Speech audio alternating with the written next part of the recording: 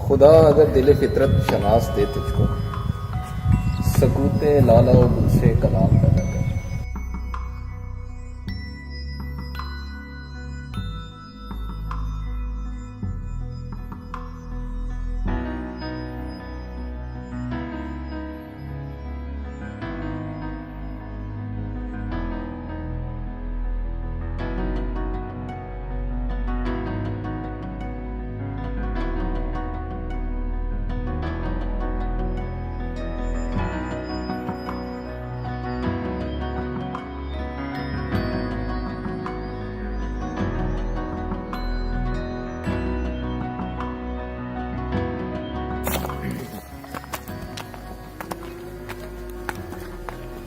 کیوں نہیں جماعت صاحب، کیسا لگا جب چھوٹا سا یہ تو مطلب کمال ہو گیا ان ایکسپیکٹڈلی.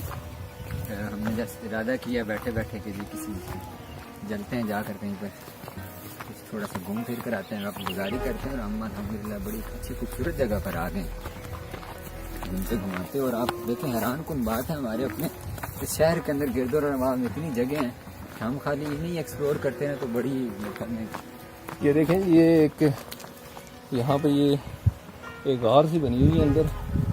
اب اس میں جا سکتے ہیں ہم، لیکن یہ کہ ایک تو ہمارے پاس ٹائم ہی کم ہے، دوسرے جھاڑیاں بہت زیادہ ہیں. ہم نے سلوار قمیض بھی پہن کے آ گئے غلطی سے، تو یہ بڑی زبردست ایڈونچر والی جگہ ہے اندر. لیکن اس کو ڈسکور کرنا چاہیے ہمیں، پھر کسی دن آئیں گے.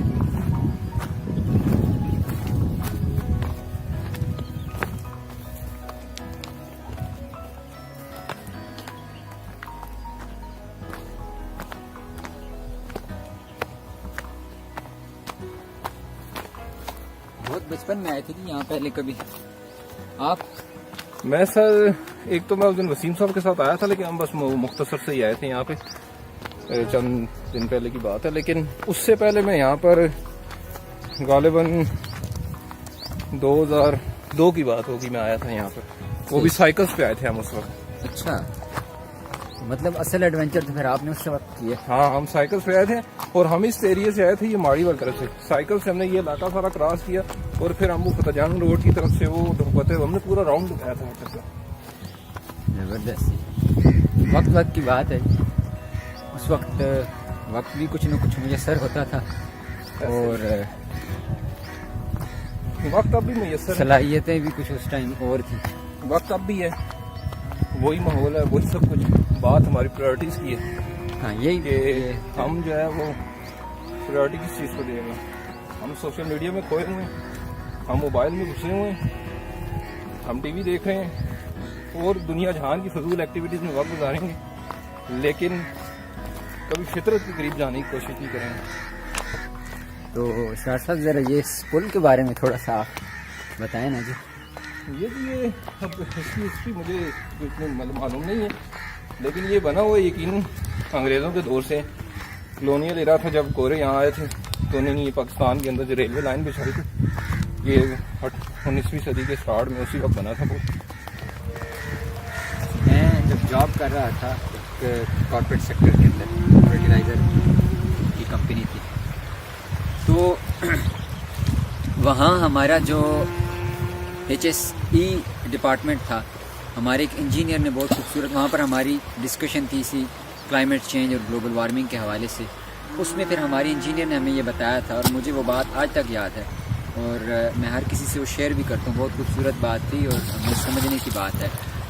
انہوں نے بتایا تھا جی کہ ہم فیکٹس اینڈ فگرز بتانے کے بعد انہوں نے بتایا کہ ہم یہ فرسٹ جنریشن ہے جس نے اس لیول کا کلائمیٹ چینج اور درجہ حرارت کے اندر جو یہ تبدیلی آئی ہے یہ دیکھی ہے، اور ہم آخری جنریشن ہوں گے جو یہ تبدیلی دیکھے گی یا محسوس کرے گی اگر ہم نے اس کو اس کی اس حالت میں بھی سیو کرنے کی، محفوظ کرنے کی کوشش نہ کی. انہوں نے یہ بات کی تھی جی کہ جو ہماری انڈسٹریز ہیں ان کو کیا کیا چاہیے کہ ان کی جو HSE ڈپارٹمنٹس ہیں وہ ان کو ریکمنڈیشنز دیتے رہتے ہیں، اور اسی طرح یہ ان کی اپنی کارپوریٹ سوشل رسپانسبلٹی بھی ہے کہ وہ اپنی سوسائٹی کے اندر کنٹریبیوٹ کریں. وہ اس طرح سے کہ جو مٹیریل ہے وہ کوشش کریں کہ زیادہ سے زیادہ اس کے اندر امپرومنٹ لائیں اپنے پروسیجرز کے اندر، اپنے سسٹم کے اندر، پروڈکشن سسٹم کے اندر، پروڈکشن پروسیجرز کے اندر، تاکہ جو مٹیریل ہے اور جو ان کا پروڈکشن سسٹم ہے وہ ایسا ہو کہ اس کا ویسٹ کم سے کم ایسا ہو کہ جو ہماری جو یہ ماحول ہے اس کو نقصان کم سے کم دے وہ. میں اتنا ہی کہنا چاہوں گا کہ اپنے ماحول کی حفاظت کریں, درخت لگائیں, پودے لگائیں, خود کو فطرت سے قریب کریں. اور درخت کیونکہ ہمارے لیے ایک آکسیجن کا ذریعہ ہے. سبھی کو میرا خیال ہے کسی کو بتانے کی ضرورت نہیں ہے, بچہ جانتا ہے کہ دنیا میں جو یہ موسمیاتی تبدیلیاں آ رہی ہیں صرف اس وجہ سے آ رہی ہیں کہ دنیا میں جنگلات جو ہیں وہ کٹتے جا رہے ہیں. اور میرا خیال ہے اگر میں غلط نہیں ہوں, جماعت صاحب اگر مجھے درست کر سکیں, پاکستان کے کل رقبے پر میرے خیال ہے 1.4 یا 1.7 جو حصہ ہے وہ جنگلات پر مطلب مشتمل ہے. یہ انتہائی کم ہے. یعنی کسی ملک کی بقا کے لیے جنگلات کا ہونا بہت ضروری ہے, اور جنگلات اسی صورت ہو سکتے ہیں کہ جب درخت لگائے جائیں گے. اور میرا خیال ہے کہ ہمیں گورنمنٹ کو بلیم نہیں کرنا چاہیے, یہ کام گورنمنٹ کے کرنے کے نہیں ہے, یہ ہمارے کرنے کے ہیں, کیونکہ ہم بھی حکومت کا حصہ ہے نا, ہم ایک شہری ہیں, ذمہ دار شہری ہونے کا یہ ثبوت دینا ہے ہمیں کہ ہم گورنمنٹ کو بلیم کرنے کے بجائے ہم اپنے حصے کا دیا جلائیں اور اپنے حصے کا پودا لگائیں. تو میرا خیال ہے کہ یہ کوئی اتنا مشکل کام نہیں ہے, نہ ہی اتنا مہنگا کام ہے. بہت سستے بھی مل جاتے ہیں پودے, 10-20 روپے کے اب آج کل درخت مل جاتے ہیں.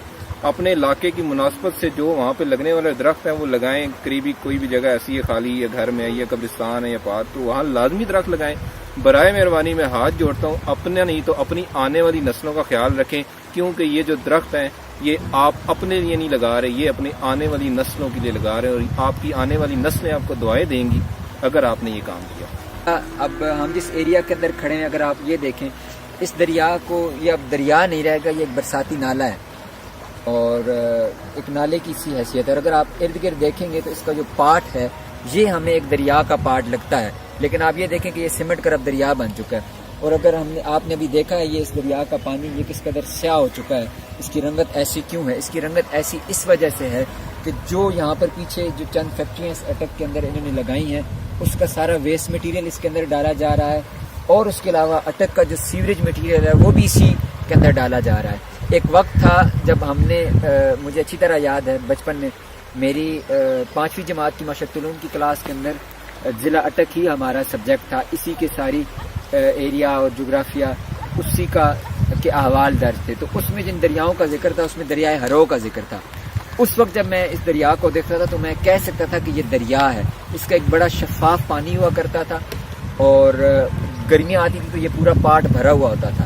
اور ہماری بڑی خواہش ہوتی تھی کہ ہم دریا کو دیکھنے کے لیے جائیں, اور ہمارے جو بڑے بزرگ اور جو دوسرے دوست احباب تھے وہ باقاعدہ یہاں پر مچھلی کا شکار کرنے کے لیے آتے تھے.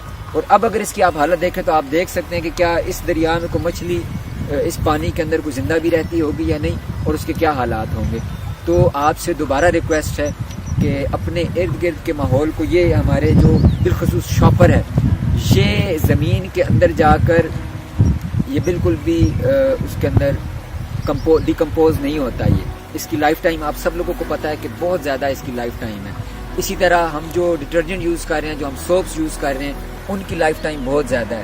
تو برائے مہربانی شاپر کا استعمال کم سے کم کریں, جو استعمال کریں نالیوں میں مت پھینکیں, اس کو باقاعدہ جو ہمارے اسپاٹس بنے ہوئے ہوتے ہیں جہاں پہ گورنمنٹ نے کچھ جگہ بنائی ہوئی ہوتی ہیں جہاں سے وہ ویسٹ کو اٹھا لیتے ہیں, تو اس کو ان گندگی کے ان ڈھیروں پر پھینکیں.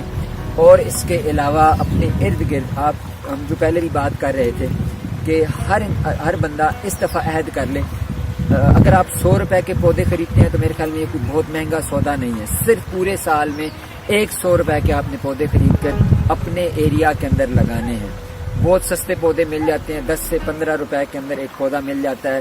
آپ اپنے ارد گرد بہت ایسی جگہ ہوں گی, خالی جگہ آپ کو مل جائے گی بآسانی. قبرستان کوئی ہو سکتا ہے, اس کے ارد گرد کوئی اور پلے گراؤنڈ ایسا ہوگا, آپ کے اپنے گھر کے باہر کوئی کیاری, کوئی باغیچہ آپ کو میسر ہو, وہاں پر پودے ضرور لگائیں. یہ آپ کے نہ صرف اپنے لیے ہیں بلکہ اپنی آنے والی جو نسل ہے اس کے اوپر بہت بڑا احسان ہوگا. اور میں نے جیسے پہلے یہ بات کی تھی کہ ہم وہ پہلی نسل ہیں جس نے یہ درجہ حرارت کی تبدیلی اور کلائمیٹ چینج دیکھا ہے, ہم آخری نسل ہوں گے جو یہ کلائمیٹ چینج دیکھے گی. عرض کیا جی کہ نبی نہ تھے مگر انسان پہ جان چھڑکتے تھے, نبی نہ تھے مگر انسان پہ جان چھڑکتے تھے. سنا ہے اگلے زمانے کے لوگ اچھے تھے, وہ ہستیاں بھی عجب تھیں وہ بستیاں بھی عجب, کہ آندھیوں میں بھی جن کے چراغ جلتے تھے. انہوں نے مجھ سے کہا تھا کسی سے لو نہ لگا, اجڑ کے سوچ رہا ہوں وہ لوگ سچے تھے. وہ دور بیت گیا جب تیرے بغیر ہمیں، وہ دور بیت گیا جب تیرے بغیر ہمیں، تمام شہر کے رستے اداس لگتے تھے، تو کل ادھر سے جو گزرا تو اہل شہر کے ساتھ، برا نہ مان کہ ہم خود بھی تجھ پہ ہنستے تھے، برا نہ مان کہ ہم خود بھی تجھ پہ ہنستے تھے، نبی نہ تھے مگر انسان پہ جان چھڑکتے تھے، سنا ہے اگلے زمانے کے لوگ اچھے تھے۔